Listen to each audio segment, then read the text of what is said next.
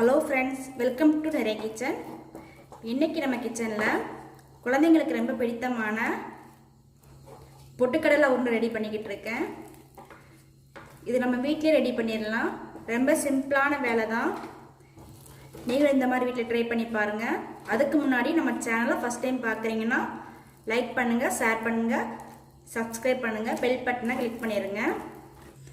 பொட்டுக்கடலை உருண்டை ரெடி பண்ணுறதுக்கு 2 கப்பு பொட்டுக்கடலை எடுத்திருக்கேன், 1 கப்பு வெல்லம் எடுத்திருக்கேன், 2 ஸ்பூன் நெய் எடுத்திருக்கேன். இந்த 3 பொருளை வச்சு பொட்டுக்கடலை உருண்டை ரெடி பண்ணிடலாம். ஃபஸ்ட்டு பொட்டுக்கடலையை வறுத்து எடுத்துக்கிடணும்.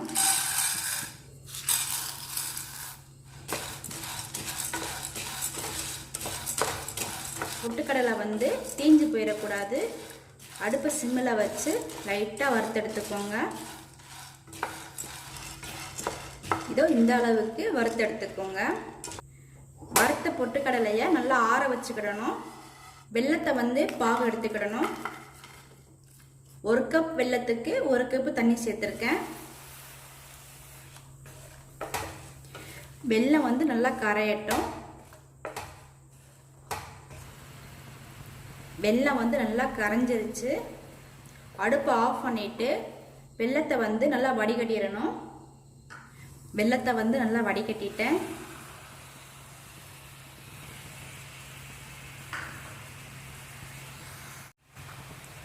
வடிகட்டின வெல்லத்தை பாகு பதத்துக்கு காய்ச்சி எடுக்கணும்.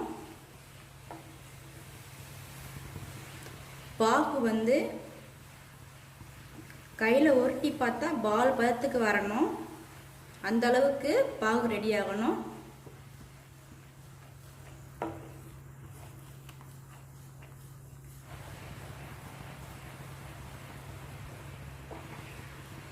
பாகு காய்ச்சும் போது நல்லா கிண்டி விட்டுக்கிட்டே இருங்க, இல்லை அடி பிடிச்சிரும்.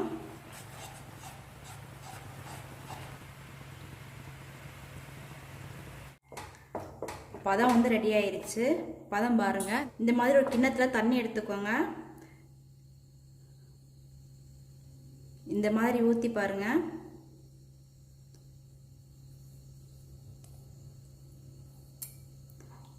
நல்லா கைக்கு உருட்டுற மாதிரி டக்குன்னு கட்டி சேர்ந்துடணும். அதுதான் கரெக்டான பதம். கரெக்டான பதம் வந்துருச்சு எனக்கு.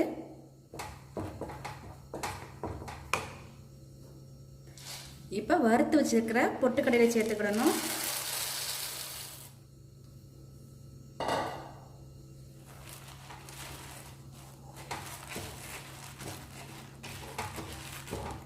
நல்லா மிக்ஸ் பண்ணி விட்டுருங்க.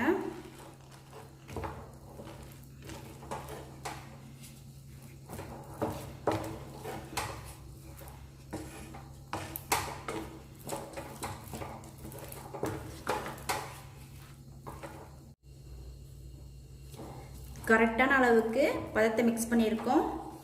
பாருங்கள், நல்லா மிக்ஸ் பண்ணியாச்சு. அவ்வளோதான், ரெடி ஆயிடுச்சு. அடுப்பு ஆஃப் பண்ணிடுங்க. பொட்டுக்கடலை உருண்டை சூடாக இருக்கும்போதே உருண்டை பிடிச்சிடணும். ஆறிடுச்சுன்னா உருண்டை பிடிக்க முடியாது.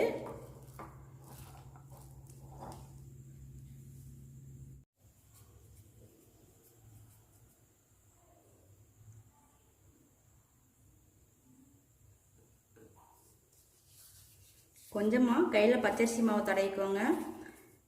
கொஞ்சமாக எடுங்க. சூடாக தான் இருக்கும். கொஞ்சமாக எடுத்து கை பொறுக்கிற அளவுக்கு உருண்டை பிடிச்சிக்கோங்க. ஆறிடுச்சுன்னா உருண்டை பிடிக்க முடியாது.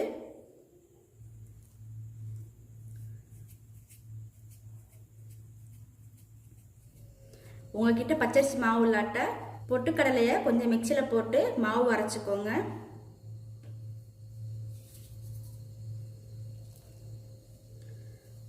சூப்பரான பொட்டுக்கடலை உருண்டை ரெடி ஆயிடுச்சு. வீட்டிலே நம்ம சிம்பிளாக செஞ்சிடலாம். நீங்களும் இந்த மாதிரி வீட்டில் ட்ரை பண்ணி பாருங்கள். என்னுடைய சமையல் உங்களுக்கு பிடிச்சிருந்துச்சுன்னா லைக் பண்ணுங்கள், ஷேர் பண்ணுங்கள், சப்ஸ்கிரைப் பண்ணுங்கள், பெல் பட்டனை கிளிக் பண்ணிடுங்க.